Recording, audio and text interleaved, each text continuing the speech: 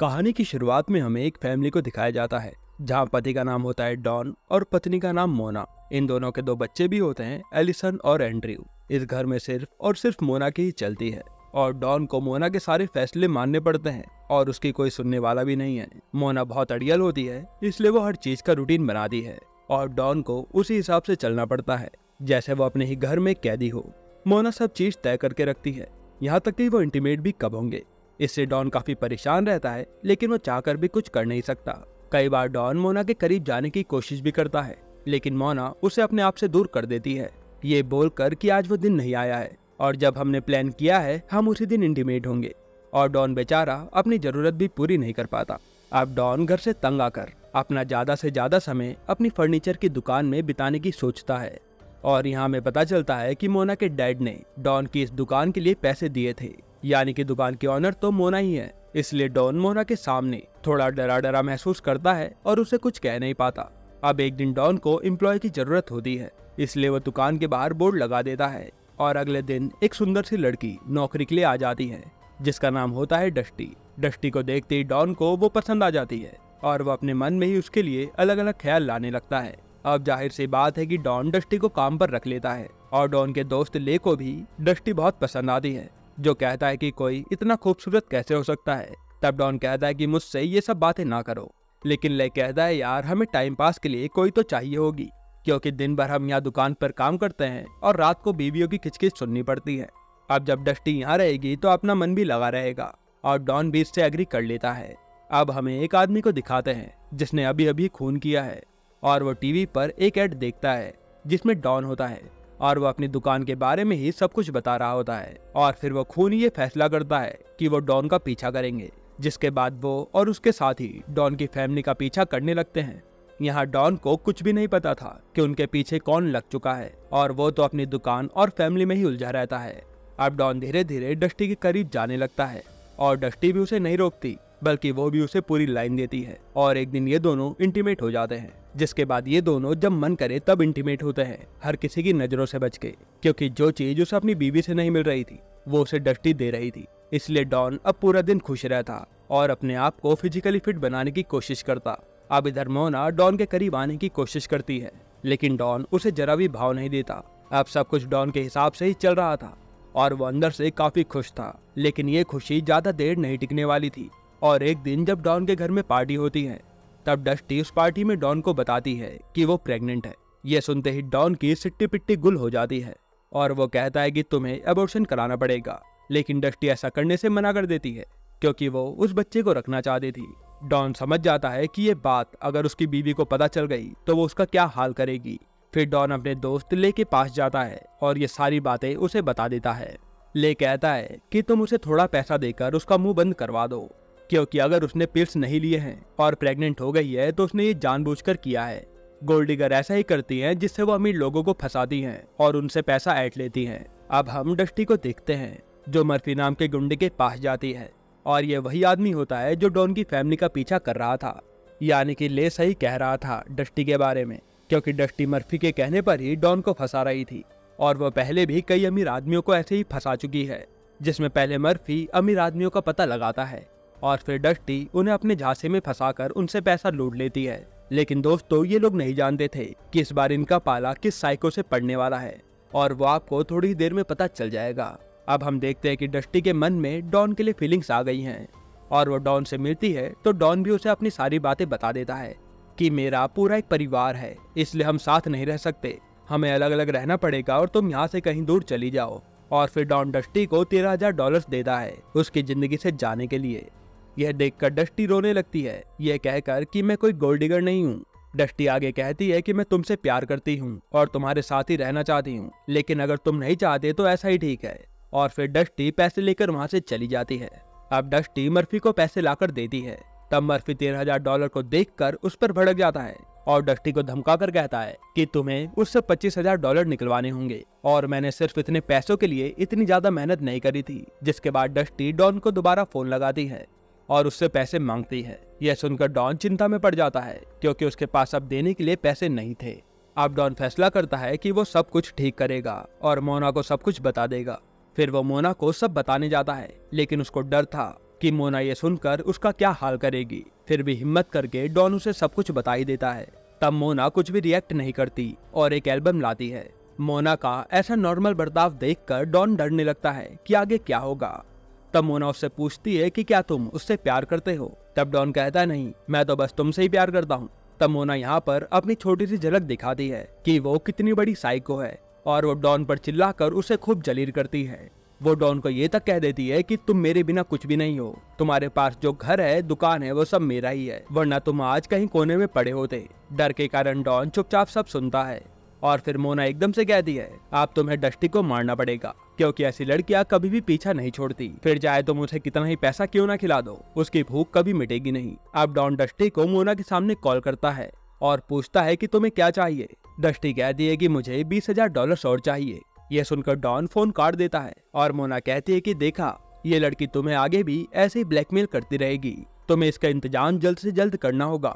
फिर मोना डॉन को 2 रास्ते देती है, पहला कि तुम डस्टी को मार दो या दूसरा मुझे डिवोर्स दे दो, जिसके बाद तुम्हारे पास कुछ भी नहीं बचेगा, ना बच्चे, ना घर और ना दुकान। डॉन ये सब सुनकर उलझन में पड़ जाता है कि वो करे तो करे क्या, क्योंकि वो किसी को मारना नहीं चाहता और ना ही अपने बच्चों से अलग होना चाहता है। अगले दिन मोना फिर से डॉन से वही बात करती है और फिर वो डॉन को एक दवाई देती है कि इसे तुम डस्टी को पिला देना, क्योंकि आज डस्टी पैसे लेने आएगी। फिर रात को डॉन डस्टी से मिलने के लिए जाता है और डस्टी उसके ऑफिस में आती है और डॉन उसे ड्रिंक पिला देता है और थोड़ी देर में डस्टी बेहोश होकर गिर जाती है। तभी वहाँ पर मोना आती है जो डॉन को कहती है कि इसे अपने साथ घर ले चलो और डॉन चुपचाप वैसा ही करता है।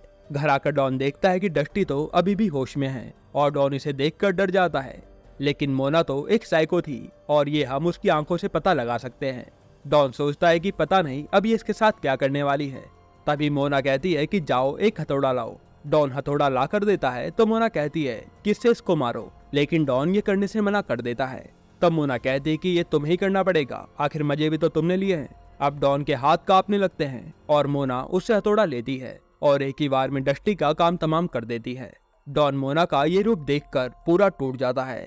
अब मोना का अभी भी मन नहीं भरता तो वो डस्टी की लाश अंदर ले जाती है और उसके शरीर को काट काट कर छोटे छोटे हिस्सों में बांट देती है। यह देखने के बाद डॉन खूब उल्टियां करता है, क्योंकि ऐसा मंजर कोई देख भी ना पाए जो उसकी बीवी कर रही थी। अब कुछ दिन ऐसे ही बीतते हैं और हमें दिखाते हैं कि मर्फी बहुत ज्यादा टेंशन में है, क्योंकि उसे डस्टी ना तो मिल रही थी और ना ही उसे कॉल कर रही थी। फिर हम डॉन को देखते हैं जो अपने घर पर था और वहाँ मर्फी आता है और उसके बेटे से बात करने लगता है। यह देखते ही डॉन अपने बेटे के पास भागता है और इतनी ही देर में मर्फी वहाँ से निकल जाता है और वो डॉन के बेटे को एक चिट्ठी देता है जिसमें एक जगह पर मिलने का समय और एड्रेस लिखा था और ये बात डस्टी की थी। ये देखकर डॉन घबरा जाता है, लेकिन उसे अब तो जाना ही था मर्फी से मिलने के लिए। अब डॉन मर्फी के पास क्लब में जाता है जहाँ मर्फी पूछता है कि डस्टी कहाँ है। डॉन कहता है कि मुझे क्या पता, मैंने तो उसे उस रात $20,000 दिए थे, फिर वो कहाँ गायब हो गई मैं नहीं जानता। यह सुनकर डॉन की बातें वो लोग मान जाते हैं कि डस्टी पैसा लेकर भाग गई है, लेकिन तब मर्फी डॉन से कहता है मुझे भी $20,000 चाहिए, क्योंकि उसका पैसा तो डस्टी ले गई है ना। अब ये सुनकर डॉन फिर से परेशान हो जाता है और जाकर सब कुछ मोना को बता देता है। मोना ये सुनकर कहती है कि देखा, मैंने तुम्हें कहा था ना, ये लोग कभी सुधरने नहीं वाले, इनका इलाज अब मैं ही करूंगी। आगे मोना कहते कि मुझे पता है कि डस्टी की लाश कहाँ है, इसलिए अब मैं उस लाश को मर्फी के यहाँ रख दूंगी, जिससे कत्ल के इल्जाम में वो फंसेगा और हम आजाद हो जाएंगे। डॉन कहता है कि तुम पागल हो गई हो, ये सब तुम करोगी कैसे। मोना कहती है कि ये सब मुझ पे छोड़ दो। अब रात के समय दोनों मर्फी के घर जाते हैं। डॉन तो नीचे नहीं उतरता, लेकिन मोना सीधा मर्फी के घर में डस्टी की लाश के टुकड़े लेकर चली जाती है और वो टुकड़े उसके फ्रिज में छुपा देती है। तभी वहाँ पर मर्फी का साथी एक लड़की को लेकर आता है। तब मोना एक साइड पर छुपी हुई थी, जिसके बाद लड़की तो वहाँ से चली जाती है, लेकिन मर्फी के साथी को लगता है कि घर में कोई है, इसलिए वो उसे ढूंढने लगता है। तभी एकदम से मोना मर्फी के साथी को चाकू से मार देती है और वहाँ से निकल जाती है। यहाँ उसका साथी मरा नहीं था, बस बुरी तरह से घायल था और वो मर्फी को फोन कर सारी बात बता देता है। अब इधर मोना अपनी कार में बैठती है और पुलिस को सारी जानकारी दे देती है कि मर्फी के घर पर बहुत ज्यादा हल्ला हो रहा है, इसलिए आप जल्दी से यहाँ आ जाइए। तभी अपने घर पर मर्फी भी आ जाता है और वो देखता है कि उनका साथी तो मर चुका है और फिर वो पानी पीने के लिए जैसे ही फ्रिज खोलता है तो उसमें तो डस्टी की लाश होती है। ये देखकर मर्फी पूरा हकबका जाता है।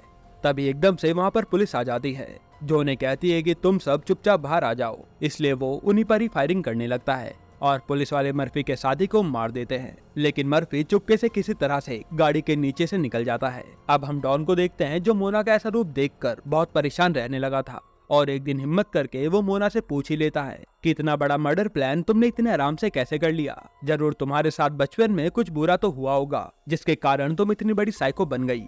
यह सुनते ही मोना अजीब सा बिहेव करने लगती है और कहती है कि मेरे मॉम डैड बहुत ही अच्छे हैं, जिन्होंने मुझे बहुत अच्छे से पाला है। ऐसा सवाल मुझसे दोबारा मत करना। फिर मोना कहती है कि अगर तुमने ये दोबारा कहा तो मैं तुम्हारा वही हाल करूंगी जो मैंने डस्टी का किया है। ये सुनकर डॉन की हवा निकल जाती है और मोना अपने बेड पर बैठ जाती है।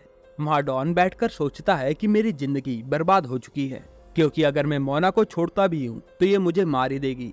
अब अगले दिन डॉन के घर पर पुलिस वाले पूछताछ के लिए आते हैं और वो उसकी एम्प्लॉइज मोना के बारे में बताते हैं कि मोना का मर्डर हो चुका है, लेकिन उसका कातिल भी पकड़ा गया और एक कातिल अभी भी घूम रहा है। लेकिन फिर पुलिस वाला पूछता है कि लोगों का कहना है कि डस्टी तुम्हारे पास रात में मिलने आती थी, तो तुम बताओगे ऐसा क्यों? तो डॉन कहता है कि मेरा और डस्टी का अफेयर चल रहा था, लेकिन प्लीज आप ये बात मेरी बीवी को मत बताना।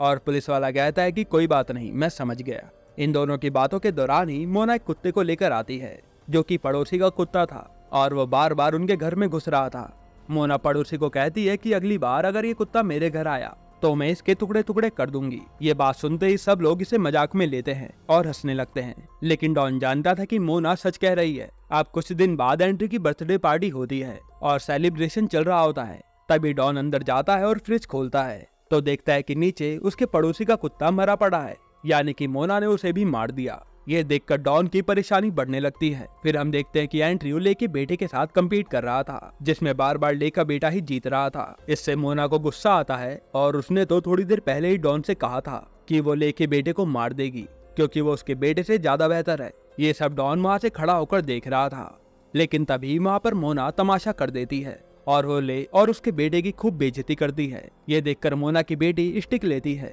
और वैसा ही करती है जैसा उसकी मॉम करने के लिए कह रही थी, जिसको देखकर मोना बहुत खुश होती है। ये सब कुछ डॉन वहाँ पर खड़ा होकर देखता रहता है और समझ जाता है कि धीरे धीरे मोना अपनी बेटी को अपनी तरह ही साइको बना रही है। साथ ही मोना उसके बेटे पर भी खूब प्रेशर डालती है, जिससे हो सकता है कि आगे चलकर उसका बेटा पागल हो जाए। अब डॉन मोना से निपटने के लिए एक प्लान रेडी करता है, जिसमें वो अपने गैराज में जाता है और सारे वायर्स निकाल देता है, ताकि जैसे ही कोई लाइट जलाए तो वहाँ पर शॉर्ट सर्किट हो जाए। इसके बाद डॉन नीचे से सारी गैस को भी खोल देता है, ताकि हर जगह गैस फैल जाए। इससे पूरे कमरे में गैस फैल जाएगी और शॉर्ट सर्किट के कारण बड़ा धमाका होगा। अब डॉन किचन में जाता है और मोना को कहता है कि मेरे लिए गैराज के फ्रिज से मीट ले आओगी, और फिर मोना गैराज में चली जाती है। इधर डॉन घर के बाहर बहाने से आ जाता है और यहाँ मोना जैसे लाइट ऑन करती है, वहाँ बहुत भयंकर धमाका होता है और मोना वहीं पर मारी जाती है। अब कुछ दिनों बाद का सीन दिखाते हैं, जहाँ डॉन पहले से भी ज्यादा अमीर हो गया था, क्योंकि उसे मोना के इंश्योरेंस का पैसा मिल गया था और वो अपने बच्चों के साथ खुश था। अब एकदम से वहाँ पर मर्फी आता है, जो सारी असलियत जानता था और वो डॉन का पीछा करता है। तभी एकदम से 2 गोली चलने की आवाज आती है और ये मूवी यहीं पर खत्म होती है। दोस्तों, आपको ये मूवी कैसी लगी हमें कमेंट में जरूर बताइएगा, और अगर आपको ऐसे ही साइको बंदे की मूवी देखनी है तो आप ये वीडियो देख लीजिए।